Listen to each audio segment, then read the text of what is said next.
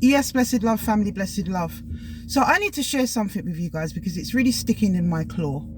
I was asked invited, that being the operative word, I was invited to take part in an interview, radio discussion by a wonderful brother Olatunji. And he has a show on Galaxyafiwe radio station. Galaxyafiwe.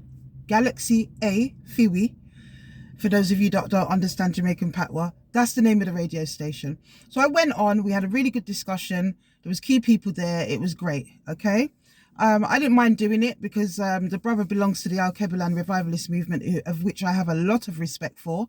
Never had a bad word to say against them or Brother Mbandaka. And so therefore, Brother Mbandaka, who participated in the show, Brother Olatunji, the Al-Kebulan revivalist movement, I would like to say to exclude them from what I'm about to say, because they are just people that have a show on this radio station. Anyway, brother asked me to come back next week. I said, no problem.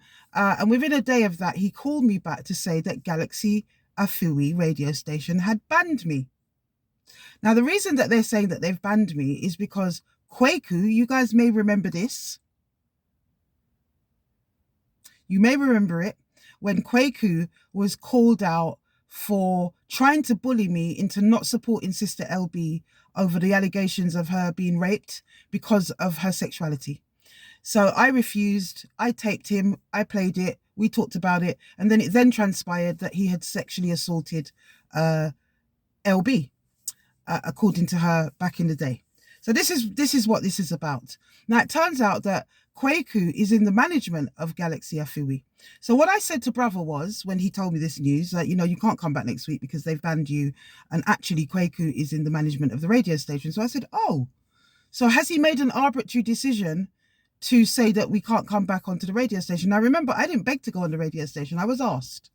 And it doesn't bother me neither here nor there if I go back onto that radio station. But the principle is what I'm dealing with. The principle.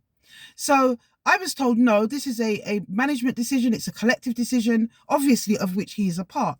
Now, I said the most constructive thing for Galaxy to have done as a collective would be to seek dialogue with the sister and hear her side of the story. And if they want to talk to me about it, they can. But it's not really my story. I just told it.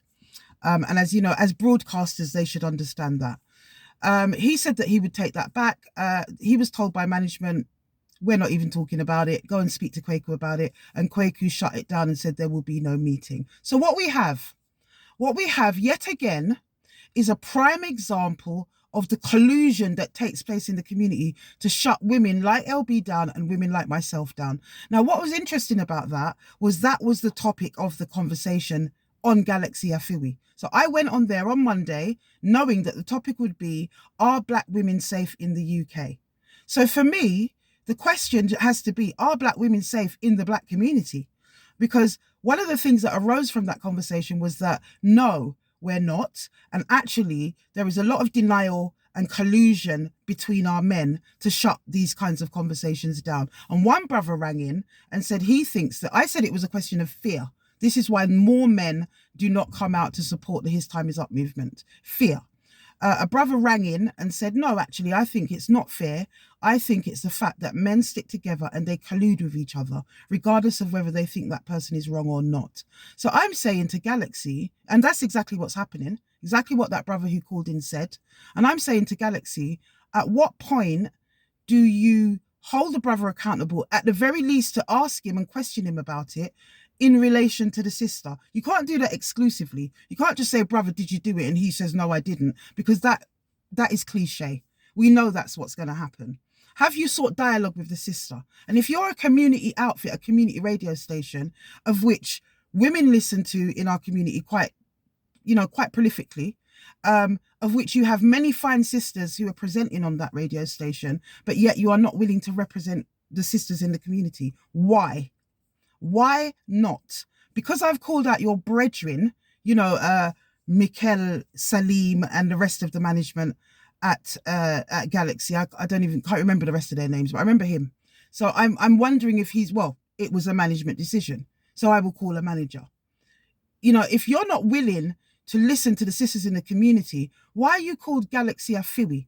For who? It certainly ain't for us. Because for you to pull a move like that and shut down and censor a sister from within, you know, why would you do that based on the fact that the brother said, well, I didn't? Has he been able to prove that he didn't? Have you asked the sister if she can prove that he did? You know, our perspective is our perspective. What we believe is what we believe. But why are you moving like that if you're supposed to be a community radio station for the rest of us? I think it's absolutely disgusting. I'm going to speak about it in more detail on Afua Speaks Community Conversations tomorrow on YouTube at the new time of 9 p.m. because we're going back to our old time. No more 10 p.m. It's now back to 9 o'clock. A lot of people haven't even cottoned on to the fact that it is 10 o'clock, and it has been for a few months. But we are back to 9 o'clock tomorrow on Friday, and I'm going to be discussing that. I'm going to be discussing Nasty Peter Bailey, and I'm going to be discussing a few things. So I'll see you there, my brothers and sisters. I don't believe it's acceptable. It's absolutely disgusting, and it's exactly what we're talking about, the collusion. I'll see you there, my brothers and sisters, tomorrow at 9 p.m. Bless up.